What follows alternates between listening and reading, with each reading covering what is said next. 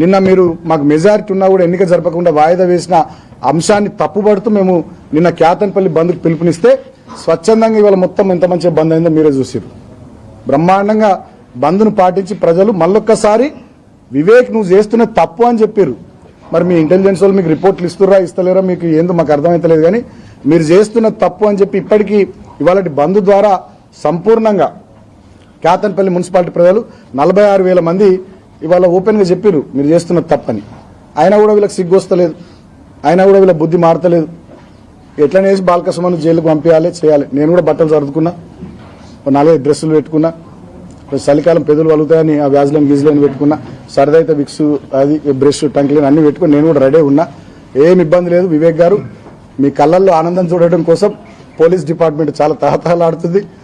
So మీ కళ్ళల్లో ఆనందం చూడడం కోసం ఇక్కడ రెవెన్యూ డిపార్ట్మెంట్ తహతహలాడుతుంది. మీరు కూడా చాలా సంతోషంగా ఆనందంగా ఇక నయాన్నో భయాన్నో దాన్ని నెగ్గించుకోవాలి. ఇదే కదా మీ ఎజెండా, మీ టార్గెట్. సో ఇక మీ టార్గెట్ ఏమవుతుందో నాకు తెలియదు. అంతిమంగా మీ కోరిక నెరవేరుతుంది. మీ చిరకాల వాంఛ అనుకుంటే ఎప్పటి నుంచి ఉందో ఏమో మీ మనసులో కానీ నన్ను జైలుకు పంపించాలని, ఇలా మీది నెరవేరుతుంది. ఇప్పటికైనా మీ కోరిక ఎలా నెరవేరుతుంది కాబట్టి ఇప్పటికైనా ప్రజాస్వామ్యయుతంగా పారదర్శకంగా క్యాతన్పల్లి మున్సిపాలిటీ ఎన్నిక జరిపించే ప్రయత్నం చేయండి. లేకపోతే చరిత్రలో మీరు ద్రోహులుగా మిగిలిపోతారు. ప్రజాస్వామ్యాన్ని హత్య చేసిన ప్రజాస్వామ్య హంతకుడిగా మిగిలిపోతారు. పట్టపగలే క్యాతన్పల్లి మున్సిపాలిటీలో మీరు నిన్న చేసినటువంటి దుశ్శాసన పర్వంతో ఇప్పటికే ప్రజలంతా చీత్తు అని మిమ్మల్ని తిట్టుకుంటున్నారు. ఇప్పటికైనా మీ వైఖరి పద్ధతి మార్చుకోండి అని చెప్పి నేను మంత్రి గారికి తెలియజేస్తా ఉన్నా. జిల్లా అధికార యంత్రాంగం కూడా మీరు కూడా మొత్తం బానిసల లెక్కన అయిపోయారు, కాంగ్రెస్ పార్టీ తొత్తులు అయిపోయారు. ప్రజలు మిమ్మల్ని కూడా తిట్టుకుంటున్నారు. మీ వైఖరి మార్చుకోకపోతే డెఫినెట్గా రాబోయే రోజుల్లో ప్రజలు కాంగ్రెస్ పార్టీకి జిల్లా అధికారులకు కూడా బుద్ధి చెప్తారు. ముఖ్యంగా పోలీసు వాళ్ళు చాలా ఓవర్ చేస్తున్నారు. మీరు అధికారం ఏమైనా అయ్యే సొత్తు కాదు, వీళ్ళేం చక్రవర్తులు కాదు, ఇదేం వీళ్ళ సామ్రాజ్యాలు కావు. డెఫినెట్గా మా టైం కూడా వస్తుంది.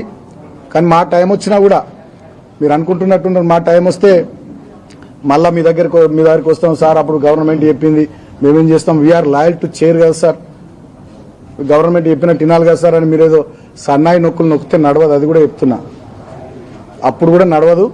డెఫినెట్గా ఎవరెవరైతే అధికారులు ఎక్కువ చేస్తున్నారో నేను అందరిని అంటలేను. మళ్ళీ దీన్ని ఇంతమంది బిట్ కట్టేసి అధికారులను తిట్టిన బాలకృష్ణ అని పెడతారు. ఇది ఒక కథ అయిపోయింది. ఇప్పుడు నేను అందరిని అంటలేను అధికారులను. నాకు కూడా రెస్పెక్ట్ ఏ అధికారులకు ఇవ్వాలో నాకు తెలుసు. కొంతమంది అధికారులు ఎవరైతే తొత్తులుగా పనిచేస్తున్నారో పోలీసు వాళ్ళు కానీ రెవెన్యూ డిపార్ట్మెంట్ కానీ, ముఖ్యంగా కలెక్టరు, ఇక్కడ డీసీపీ, ఇక్కడ ఏసీపీ, ఇక్కడ ఎంఆర్ఓ, ఇక్కడ మున్సిపల్ కమిషనరు, ఇక్కడ సిఐ, ఎస్ఐ, వీళ్ళంతా కూడా వివేక్ మనుషుల లెక్క ఊడిగం చేస్తూ ఉన్నారు. మీరు మీ పద్ధతులు మార్చుకోండి. లేకపోతే డెఫినెట్గా 2 ఏళ్ల తర్వాత 2 సీట్లు అటు ఇటు మేము ఖచ్చితంగా గవర్నమెంట్లోకి వస్తాం. అప్పుడు ఇక ఏం జరగాలో జరుగుద్ది. అధికారం ఏమైనా అయ్యే సొత్తు కాదు. కాబట్టి ఇప్పటికైనా మీ వైఖరి మార్చుకోవాలని చెప్పి నేను అధికారులకు హితవు పలుకుతూ ఇవాళ క్యాతన్పల్లి మున్సిపాలిటీ బంద్ను ఏకపక్షంగా విజయవంతం చేసిన క్యాతన్పల్లి మున్సిపాలిటీ ప్రజలందరికీ హృదయపూర్వకంగా నేను చేతులు జోడించి కృతజ్ఞతలు తెలియజేస్తా ఉన్నా. ఎంత అప్రజాస్వామికమైనటువంటి నియంతృత్వ వైఖరితోని మంత్రి గారు దుర్మార్గపు చర్యలు కొడిగట్టినా మీరు మా వైపు నిలబడ్డందుకు, పోలీసులు వచ్చి వాళ్ళ బీజోన్ సెంటర్లో రాజీవ్ చౌక్లో షాపులు తీయమని చెప్పి బెదిరించిన వాళ్ళు షాపులు తీయలే.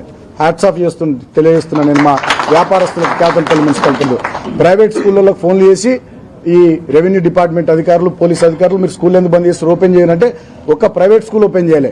వాళ్ళకు కూడా నేను హృదయపూర్వకంగా కృతజ్ఞతలు తెలియజేస్తా ఉన్నా.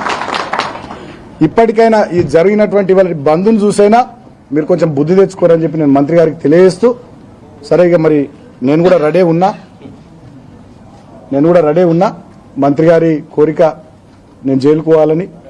సరే అంతిమంగా ప్రజలు నిర్ణయిస్తారు.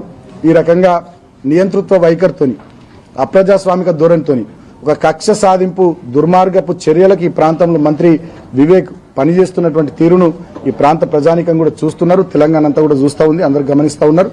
ఏది ఏమైనా నేను ఒక కేసీఆర్ శిష్యుడిగా, తెలంగాణ ఉద్యమకారుడిగా ఈ ప్రాంత ప్రజల కోసం, మా పార్టీ కార్యకర్తల కోసం, నాయకుల కోసం ప్రజలు మాకు ఇచ్చినటువంటి తీర్పు, క్యాతన్పల్లి మున్సిపాలిటీలో మీరు పనిచేయండి అని చెప్పి 14 సీట్లతో మాకు ఇచ్చిన తీర్పును డెఫినెట్గా దాన్ని ముందుకు తీసుకుపోవడానికి ఖచ్చితంగా కష్టపడతా, కృషి చేస్తా, పని చేస్తా. నన్ను జైలుకు పంపించిన వివేక్ గారు, నా మీద రకరకాల ముద్రలు, రౌడీ గుండా అని ముద్రలేసినా లాస్ట్కు నువ్వు నన్ను చంపించిన నీ కిరాయి గుండాలతో నువ్వు నన్ను చంపించిన బాల్క సుమన్ అనేటోడు ఆధారాడు బెదరాడు కేసీఆర్ శిష్యుడు.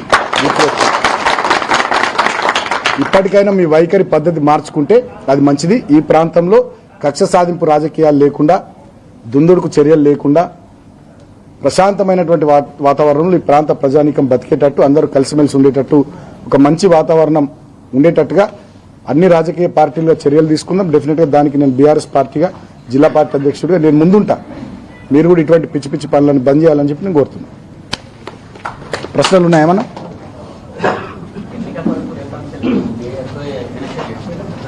అయితే సంజీవన్ ఏంటిది